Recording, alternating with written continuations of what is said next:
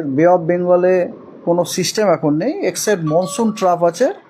Monsoon trough তার normal position থেকে at least ওর eastern পার্টটা অনেকখানি সাউথের দিকে আছে, এবং ব্যাপারটা হচ্ছে যে ইস্টার্ন পার্ট সাউথের দিকে আছে, এবং মনসুন ট্রাপ চাঁদবালি দিয়ে পাস করেছে, ওয়েস্ট ইস্ট কোস্টে চাঁদবালি দিয়ে পাস করে ওটা বে অফ বেঙ্গলে ডিপ করে গেছে।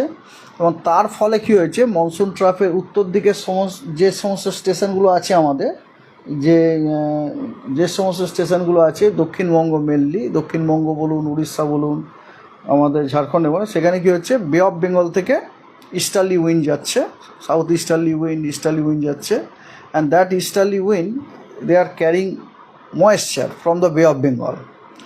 আর ব্যাপারটা হচ্ছে কি, যে এই যে মনসুন ট্রাপ তার নর্মাল পজিশন থেকে সাউথে থাকা, এর লাভটা হচ্ছে এইটা, সাউথে থাকলে কি হয় যে মনসুন ট্রাপের সাউথে যে স্টেশনগুলো, সেই স্টেশনে আপনার ওয়েস্টার্লি উইন্ড আসবে, and that westerly wind will bring moisture from the Arabian C.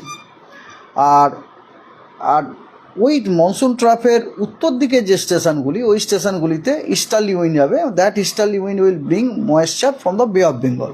তা আপনি বুঝতেই পাচ্ছেন যে অ্যারাবিয়ান সি থেকে যে আপনার কারেন্টটা আসছে অফকোর্স ময়েশ্চার নিয়ে, সেটা যখন আমাদের দক্ষিণবঙ্গে পৌঁছবে তখন সে কতটা ময়েশ্চার নিয়ে আসবে, আর বে অফ বেঙ্গল থেকে যে কারেন্টটা আসছে ময়েশ্চার নিয়ে, সেটা যখন আমাদের সাউথ বেঙ্গল আসবে তখন সে কতটা ময়েশ্চার নিয়ে আসবে।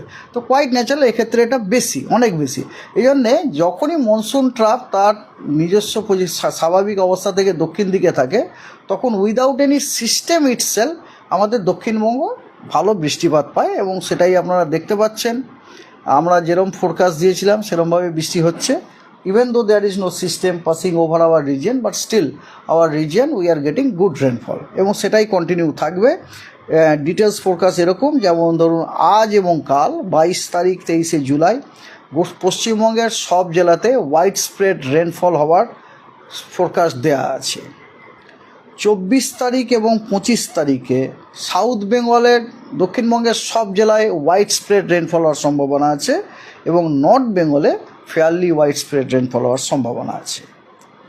26 তারিখে এগেন দক্ষিণবঙ্গের সব জেলায় ওয়াইড স্প্রেড রেন হওয়ার সম্ভাবনা আছে। তাহলে বুঝতে পারছেন 22, 23, 24, 25, 26 5 দিন কন্টিনিউয়াসলি আপনার দক্ষিণবঙ্গের সব জেলায় ওয়াইড স্প্রেড রেনফল হওয়ার সম্ভাবনা আছে।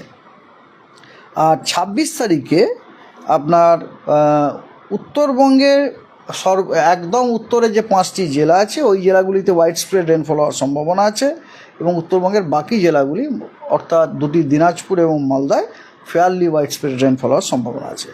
27 তারিখে পশ্চিমবঙ্গের সব জেলায় ফেয়ারলি ওয়াইড স্প্রেড রেনফল হওয়ার সম্ভাবনা আছে। 28 তারিখে কেবলমাত্র উত্তরবঙ্গেরই উত্তরের 5টি জেলাতে ওয়াইড স্প্রেড রেনফল হওয়ার সম্ভাবনা আছে, আর পশ্চিমবঙ্গের বাকি সব জেলায় ফেয়ারলি ওয়াইড স্প্রেড রেনফল হওয়ার সম্ভাবনা আছে।